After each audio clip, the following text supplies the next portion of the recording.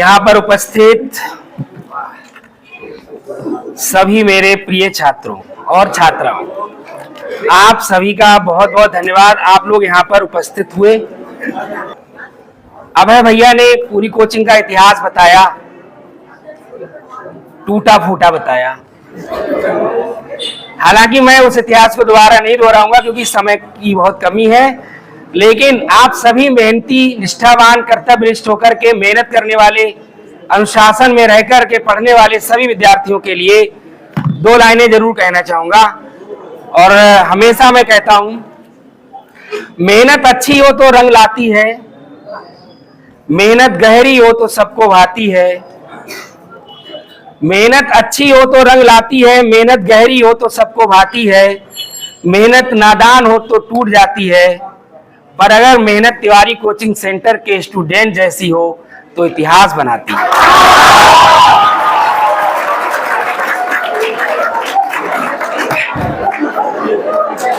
और जब 11th में यहाँ पर स्टूडेंट्स आते हैं, और मैं दावे के साथ हमेशा क्लास में भी कहता हूं, 11th से लेकर के जो शुरुआत से बच्चा आता है,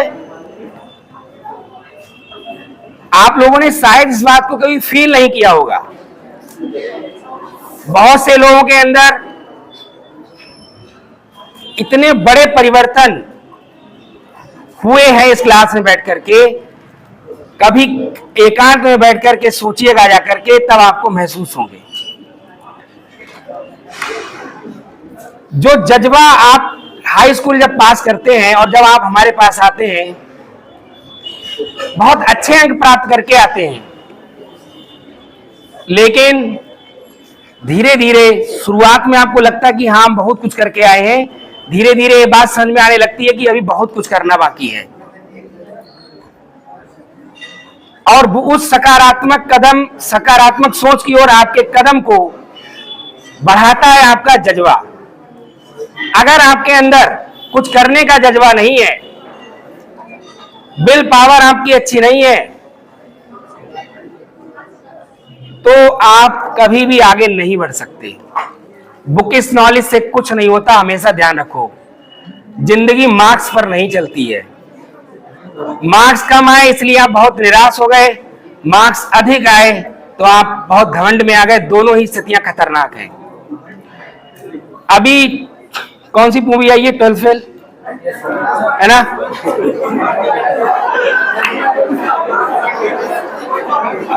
फिलहाल एक मूवी है, लेकिन बहुत सारे उदाहरण आपको अपने समाज में ही मिल जाएंगे कि जिन लोगों ने एकेडमिक्स में बहुत अच्छा नहीं किया, लेकिन भविष्य में उन्होंने बहुत कुछ किया और इतने बड़े बड़े मुकाम हासिल किए कि जहां तक एकेडमिक्स में टॉप करने वाले वहां तक नहीं पहुंच पाए। यूपी बोर्ड प्रतिवर्ष जाने कितने टॉपर्स को निकालता है, लेकिन बहुत सारे नाम आने वाले समय में गुम हो जाते हैं। कुछ बातें कड़वी हैं, लेकिन आपको उन पर विचार करना ही पड़ेगा। अभी तो शुरुआत है आप लोगों की। आप लोगों को जाने कितनी दूर जाना है, कितने मुकाम हासिल करने हैं। तो मैं दो लाइनें आपसे कहूंगा, रात नहीं ख्वाब बदलते हैं, मंजिल नहीं कारवां बदलता है। जज्बा रखो जीतने का, क्योंकि किस्मत बदले या ना बदले, पर वक्त जरूर बदलता है।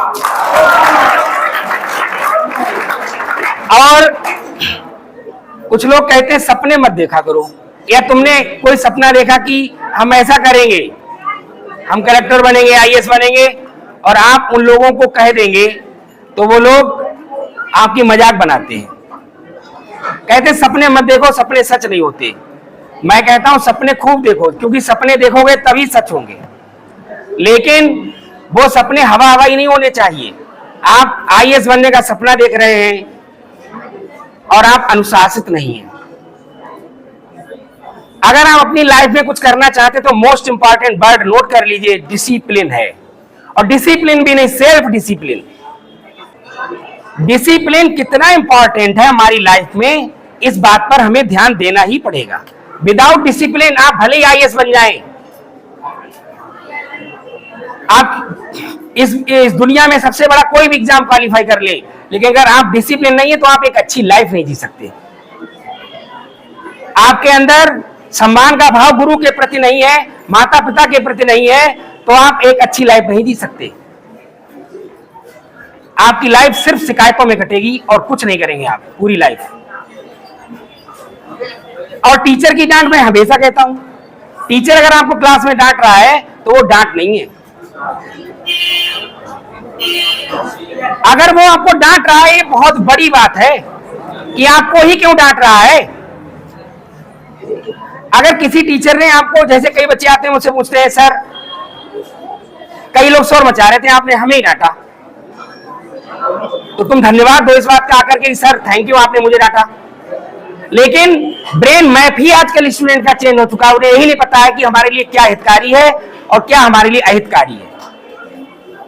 इतने बड़े इस क्लास में जहां 150 प्लस स्टूडेंट बैठता है हमारे क्लासेस में, और उसमें अगर आपको ही डांटा गया तो ये आपके लिए बहुत महत्वपूर्ण हो जाता है।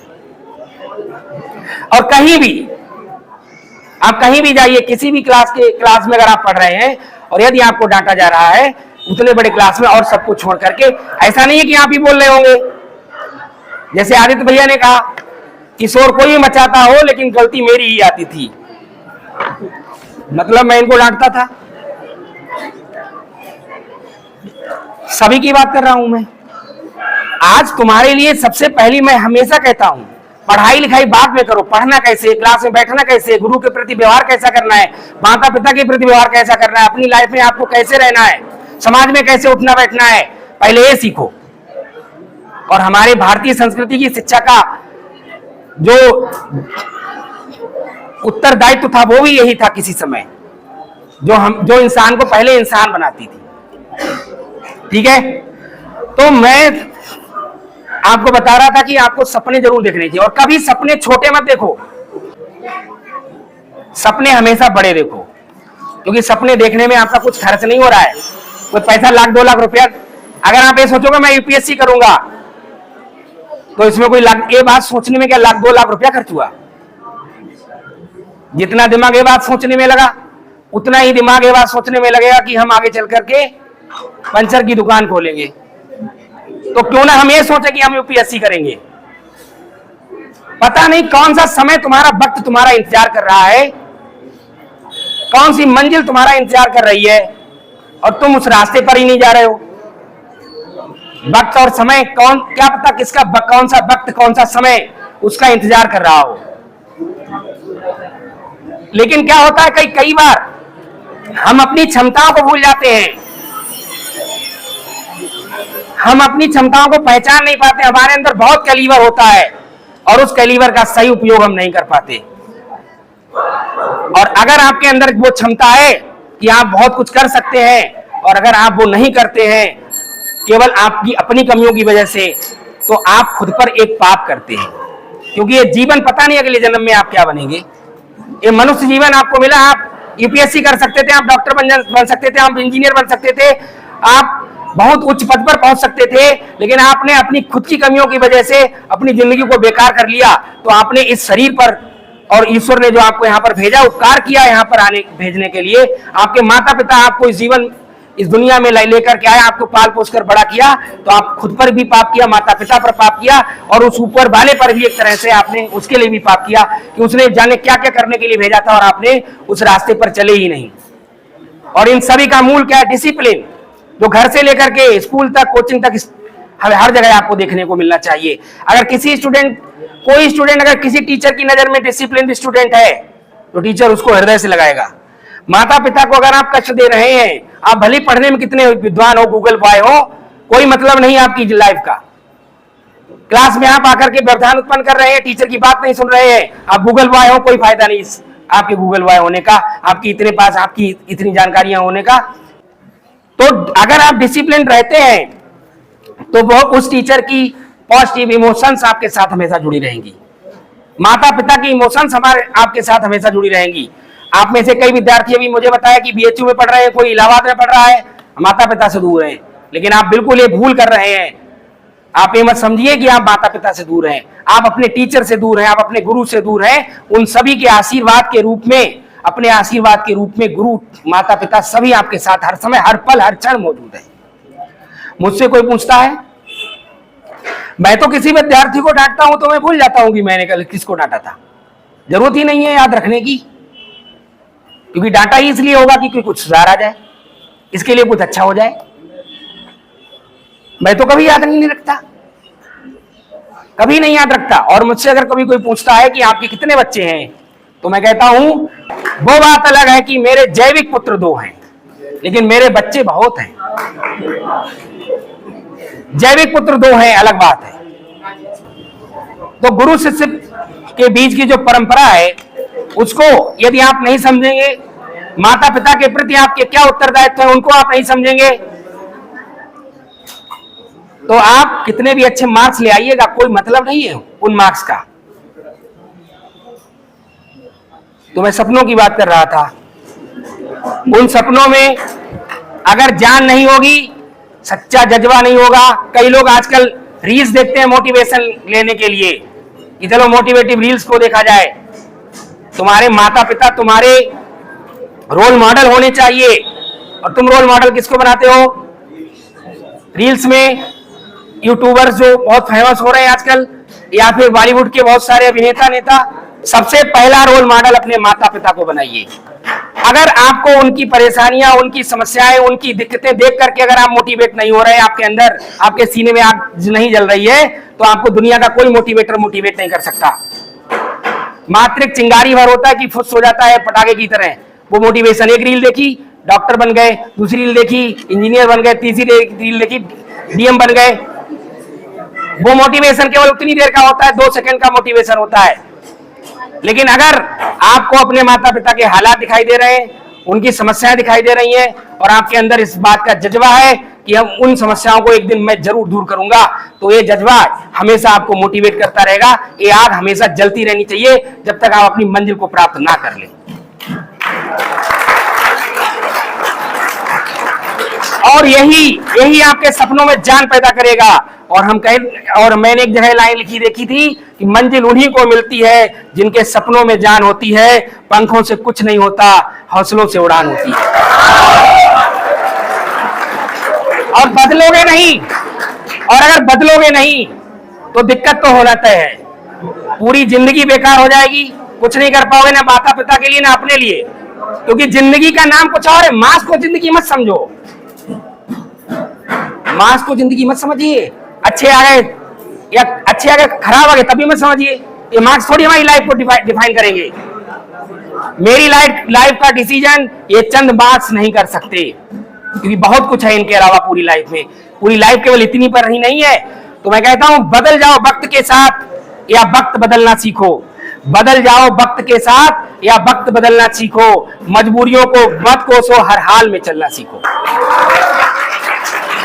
कुछ लोगों के अंदर ये रहता कि अरे हमारी परिस्थितियां ऐसी हैं, हम गरीब हैं, हम ऐसे हैं, वैसे हैं।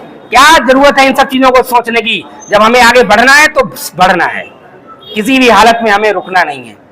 और असफल हो जाओ, और काम हमेशा अच्छे करो, ऐसे काम करो जिन माता पिता का सिर हमेशा ऊंचा उठा रहे। प्रण कर लो कि हम जीवन में हमेशा ऐसा काम करेंगे कि हमारे माता पिता का सिर हमेशा गर्व से ऊंचा उठा रहे। ऐसा कोई कार्य नहीं करेंगे कि हमारे माता पिता का सिर कहीं समाज में उनको झुकाना पड़े। तो काम करो ऐसा कि पहचान बन जाए, और कदम चलो ऐसा कि निशान बन जाए। और जिंदगी तो हर कोई काट लेता है, पर तुम जिंदगी जियो ऐसी कि मिसाल बन जाए। और अगर असफल हो जाओ तो कभी भी हारो मत, क्योंकि गिरता वही है जो शेरों सवारी करता है। गिरता वही है जो शेरों सवारी करता है। अरे वो क्या खाक गिरेगा जिसे पैदल चलना नहीं आता। और आप सभी लोगों का बहुत बहुत धन्यवाद। खूब मेहनत से पढ़िए, ऐसे ही पढ़िए, और अपने माता पिता का नाम रोशन करिए।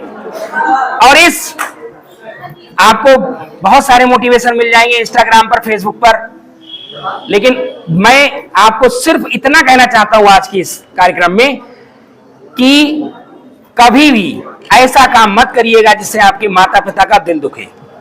कभी भी ऐसा काम मत करिएगा कि माता पिता को समाज में सिर नीचे करना पड़े, क्योंकि जिंदगी माता पिता के आशीर्वाद, गुरु के आशीर्वाद से चलती है। बाकी ये मार्क्स और इन सब चीजों का मुझे नहीं लगता कि बहुत लाइफ में मतलब होता है। आज ये नहीं तो बहुत सारे आपको विद्यार्थी ऐसे आपको मिल जाएंगे जिन्होंने बोर्ड एग्जाम के मार्क्स इतने हासिल नहीं किए लेकिन बहुत ऊंचाई तक पहुंचे। ठीक है, इन्हीं शब्दों के साथ मैं अपनी वाणी को विराम करता हूं। बहुत बहुत धन्यवाद, बहुत बहुत आभार।